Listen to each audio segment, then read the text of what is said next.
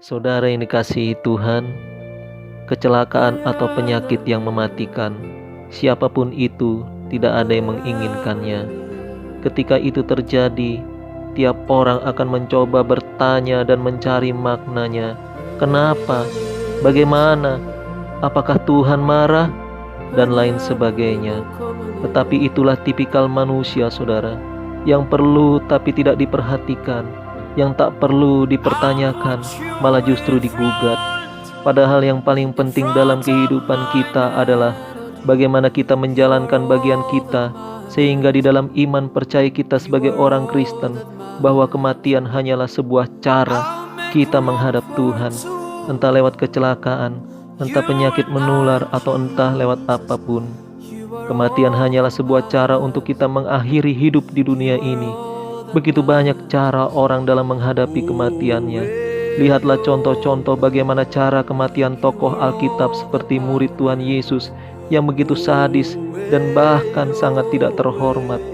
Petrus disalibkan terbalik, Andreas digantung, Yakobus dipenggal, Filipus dicambuk sampai mati, Bartolomeus dikuliti hidup-hidup, Thomas dibakar dan ditombak, Matius ditusuk pedang dari belakang, Yakobus dirajam, Yohanes digoreng dalam minyak mendidih, Markus diseret dengan kereta kuda sampai mati, dan tokoh Alkitab yang lain seperti Stefanus dilempar batu sampai mati, Yesaya dimutilasi, bahkan Tuhan Yesus pun disiksa, dicambuk, dipukuli, ditombak, dipaku, dan disalib.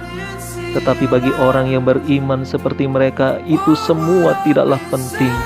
Yang terpenting dan yang terutama adalah ada kehidupan kedua setelah kematian, yaitu kehidupan kekal, kehidupan yang sesungguhnya yang Tuhan sediakan, di mana tidak ada lagi air mata, tidak ada lagi kesedihan, dan tidak ada lagi kesakitan, yaitu di sorga yang kekal. Saudaraku, oleh karena itu, kalau kita melihat cara mati mereka, apakah kita pandang itu sebagai aib?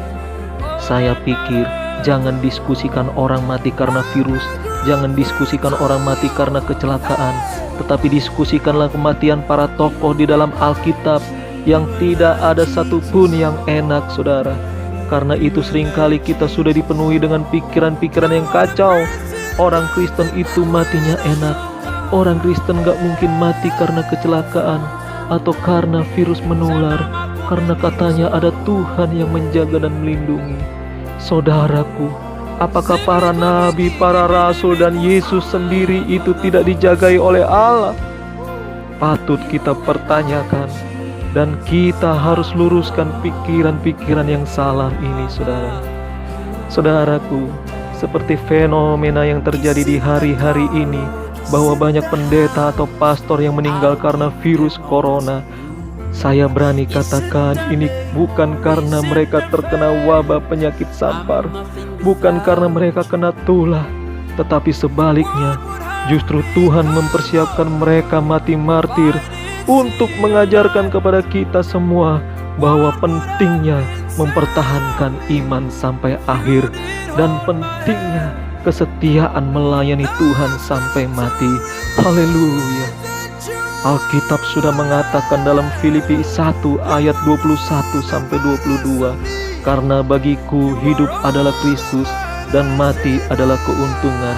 Tetapi jika aku harus hidup di dunia ini, itu berarti bagiku bekerja memberi buah. Makna memberi buah adalah yang pertama, kita harus menjaga kekudusan, saudara. Dan yang kedua, milikilah kasih. Dan yang ketiga, milikilah kerendahan hati.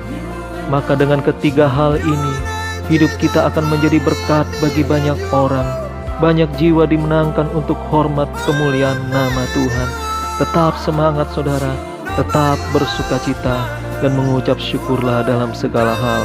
Tuhan Yesus memberkati kita semua.